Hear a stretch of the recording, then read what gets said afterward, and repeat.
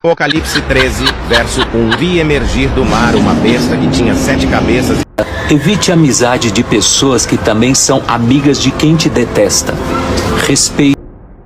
Revelando as mentiras e trazendo a brite. Notem a incoerência desses cães gulosos e olha as contradições, entende? Dizem que salvam almas, mas no entanto é a favor do aborto. Dizem que traduziram a Bíblia, mas contém erros e por aí vai. Filosofias e filosofias. Não caiam nessa de prosperidade dentro dos tempos. Prosperidade existe para a liderança, porque eles prosperam, eles enriquecem com os dízimos e ofertas e campanhas, votos e sacrifícios do povo alheio.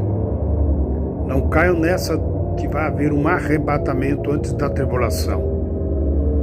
Isso é um terrorismo religioso para fazer as pessoas ficarem presas, como está lá em Irmial 5, que eles prendem as pessoas como os pássaros nas suas gaiolas. Não tenho ouvido a esses cães gulosos. Saiam fora da Babilônia. Portanto, aqui nós temos um livro que não foi escrito por Jesus. Esse livro foi escrito por autores sagrados que nós costumamos chamar de agiógrafos. Por exemplo, o primeiro livro que está aqui, a tradição diz que foi escrito por Mateus. Katamataio é o primeiro evangelho. O segundo evangelho foi escrito por Marcos. Katamarkon, segundo Marcos. O terceiro, escrito por Lucas. Katalukan. O quarto, e assim por diante, né? Ioannem, e aí vai até os 27 livros, até chegarmos no Apocalipse. Pergunta: quem disse que esses 27 livros são os livros inspirados por Deus? Jesus não foi, porque não tinha nenhum escrito quando Jesus estava aqui nesse mundo. Ok? Quem foi que disse? Ah, não, isso foi uma inspiração divina, não foi nenhuma autoridade humana quem definiu esses 27 livros. Essa é a resposta que os protestantes dão. Não foi nenhuma autoridade humana, foi a inspiração divina. Mas a inspiração divina inspirou quem? Quem? As pedras, as flores do campo, as árvores, os chimpanzés da África. A inspiração divina inspirou quem? Ah, foi uma unanimidade. Não é a verdade histórica. O pastor Silas Malafaia, me desculpe, o senhor perde até um pouco assim a moderação e diz: porque quando o povo descobrir a palavra... Bom, o povo tem acesso à palavra. As Bíblias estão aí nas bibliotecas, nas livrarias, quase toda casa tem uma Bíblia. O povo não precisa descobrir a Bíblia. O que o povo precisaria descobrir é a história da Bíblia, e é isso que está escondido do povo. O que o povo precisa descobrir é que a Bíblia não caiu do céu de paraquedas. Como foi que apareceram esses 27 livros? Quem fez essa lista? Foi uma batalha das... Havia o Evangelho de Maria Madalena, o Evangelho de Tiago, os Evangelhos da infância, havia o Evangelho Carpocraciano de São Marcos, havia tantos outros evangelhos, outras epístolas, como a Epístola de Barnabé, outros atos dos apóstolos, não é? E não entraram na Bíblia. Mas não entraram na Bíblia por quê? Como os marcionitas, que seguiam o herege Marcião, que queriam tirar. Eles queriam, não era 4 evangelhos, eles só aceitavam o evangelho de Lucas. E ainda com censuras, ainda tiravam uns pedaços de Lucas. Aceitavam só as cartas de São Paulo e o resto jogaram fora. Antes que a Bíblia existisse, havia a tradição. Por exemplo, o próprio São Paulo, vamos pegar aqui uma Bíblia em português para facilitar a nossa vida, São Paulo, vamos pegar a carta de São Paulo aos Coríntios, que, segundo os estudos exegéticos mais recentes, foi escrita mais ou menos no ano de 52 depois de Cristo. 52 depois de Cristo, vamos fazer as contas, nós estamos falando aí de 20 anos depois que Jesus, 19, vai, mas 20 anos para arredondar, 20 anos depois que Jesus tinha morrido, ressuscitado e subido aos céus. 20 anos depois, nós temos a primeira atestação da ressurreição de Jesus colocada por escrito. 20 anos depois. Então, olha lá, primeira carta de São Paulo aos Coríntios, capítulo 15. Ele diz assim: Irmãos, quero lembrar-vos o evangelho que vos anunciei e que recebestes, no qual estáis firmes. Pois nele sois salvos, se os estáis guardando tal qual ele vos foi anunciado, a menos que tenhais abraçado a fé em vão. De fato, eu vos transmiti, antes de tudo, o que eu mesmo tinha recebido. Eu vos transmiti. Isso é tradição. O que eu tinha recebido. E aí ele começa a falar. A saber. Que às vezes as pessoas não têm esse conhecimento. E tem mais.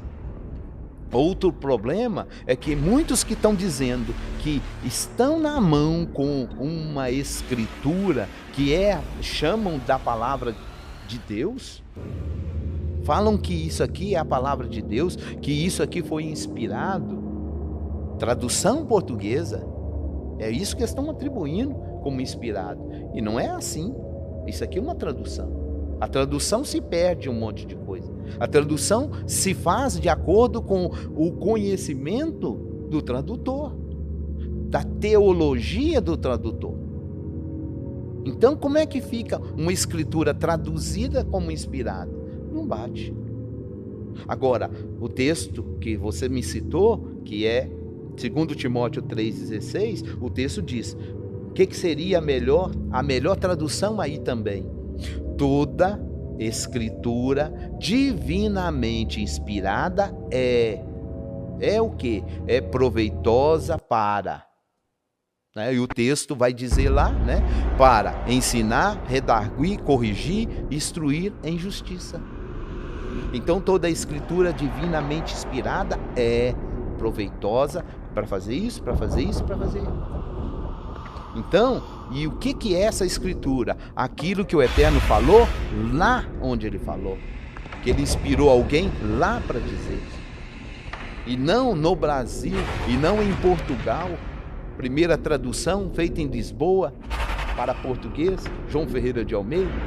E posteriores traduções para português, ou para inglês, ou para qualquer outra língua.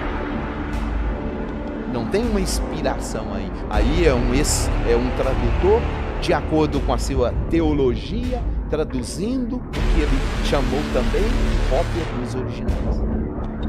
Então muita doutrina às vezes é feita em cima de textos que nos originais ou nas cópias de originais mais antigas nem tem.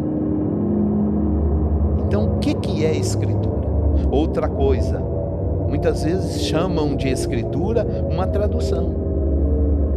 Ela serve para ensino? Com certeza. Ela serve para nos instruir? Com certeza. Mas eu tenho que ter em mente que isto é tradução. Que alguém traduziu de uma cópia de originais. E que se eu quero ter uma melhor compreensão da Escritura, eu preciso consultar o original. Eu preciso ir para a fonte. E é essa a questão maior. Porque muitas vezes chamam isso ao que está traduzido de escritura e dizem, ela não tem erro. Qual que não tem erro? Eu poderia pegar, por exemplo, citar aqui mais de 20 versões portuguesas que se tem. Qual dessas que não tem erro? Se é tudo tradução. Qual tradução que não tem erro? Como a gente já até mencionou em outros momentos, que pegam uma palavra, traduzem de acordo com a teologia, com a crença que se tem, faz a tradução. E não de acordo com o contexto da Bíblia, do qual foi dito. Toda a Escritura, ela tem endereço, ela tem contexto, E esse contexto entra um monte de coisa. Essa escritura o Eterno teria inspirado? Sim. E eu ainda vou ser mais ousado em dizer que temos muito mais coisas inspiradas pelo Eterno que, quando fizeram um cano que se tem na mão hoje, não foi posto nele. E nós temos. E podemos com certeza dizer, o Eterno teve a sua mão nessas escrituras. Quem criou os hospitais? Quem criou as escolas e as universidades? Quem criou as creches e os orfanatos? Quem criou os asilos? Quem criou as maiores instituições que cuidam de gente no mundo até hoje? A Igreja Católica Apostólica Romana. O próprio Chico Xavier, uma vez perguntaram para ele no Pinga Fogo se o espiritismo ia crescer, se era a pretensão do espiritismo do Brasil passar à Igreja Católica. E ele falou, jamais. E se o espiritismo um dia pensar sobre isso, o espiritismo precisa acabar. Porque nenhuma religião tem a competência e a sabedoria para poder reunir tantas pessoas em pró da mesma ideia e do mesmo objetivo. A oração do Pai Nosso é um código. Então, Pai Nosso que estás nos céus. Todo mau caráter envelhece, se não morrer antes. Então, dizer que a igreja errou na Idade Média é uma estupidez. Quem criou as escolas e as universidades? A Bíblia é Bíblia porque a Igreja Católica juntou os textos e colocou num livro só. Para o protestantismo de Lutero é sola escrituras. Para ele é sola escritura, só o que está na Bíblia. Então ele apaga 1500 anos de tradição e 1500 anos de magistério para viver só com a Bíblia. Mas esquecem que Jesus não teve acesso à Bíblia, porque a Bíblia ela foi confeccionada muitos séculos depois. Então a Bíblia, que eles tanto dizem que é a única coisa que serve, foi a Igreja Católica que criou, juntando os textos considerados legítimos e canônicos pela Igreja Católica Apostólica Romana. Portanto, o que nós temos é um livro que não foi escrito por Jesus. Esse livro foi escrito por autores sagrados, que nós costumamos chamar de agiógrafos. Quem disse que esses 27 livros são os livros inspirados por Deus? Jesus não foi, porque não tinha nenhum escrito quando Jesus estava aqui nesse mundo. Ok? Quem foi que disse? Ah, não, isso foi uma inspiração divina, não foi nenhuma autoridade humana quem definiu esses 27 livros, essa é a resposta que os protestantes dão. Não foi nenhuma autoridade humana, foi a inspiração divina. Sim, mas a inspiração divina inspirou quem? Quem? As pedras, as flores do campo, as árvores, os chimpanzés da África. A inspiração divina inspirou quem? Ah, foi uma unanimidade. Não é a verdade histórica. O pastor Silas Malafaia, me desculpe, o senhor perde até um pouco assim a moderação e diz, porque quando o povo descobrir a palavra... Bom, o povo tem acesso à palavra. As Bíblias estão aí nas bibliotecas, nas livrarias, quase toda casa tem uma Bíblia. O povo não precisa descobrir a Bíblia. O que o povo precisaria descobrir é a história da Bíblia, e é isso que está escondido do povo. O que o povo precisa descobrir é que a Bíblia não caiu do céu de paraquedas. Como foi que apareceram esses 27 livros? Quem fez essa lista? Foi uma batalha das mais encaniçadas durante séculos. Um Sefer Torah.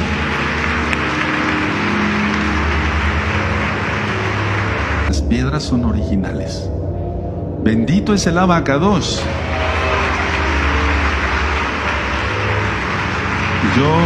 Bendito es el abacados. Yo ya ungí, ya consagré, por así decirlo, le decir en hebreo, este Sefer Torah. Y en la parte de atrás, me voy a pasar hacia acá, bebé. La oración está en pleno.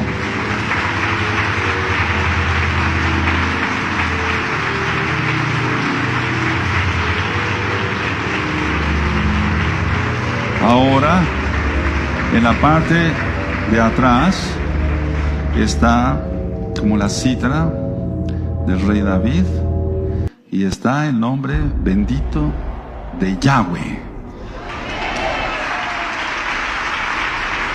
Davi Per Zahem. Zahem é um tradutor de idiomas e está nos visitando, passou o Shabat conosco. E eu gostaria de fazer algumas perguntas aqui a Zahem, porque ele tem autoridade para falar sobre tradução, tem autoridade para falar sobre algumas regras que se usa por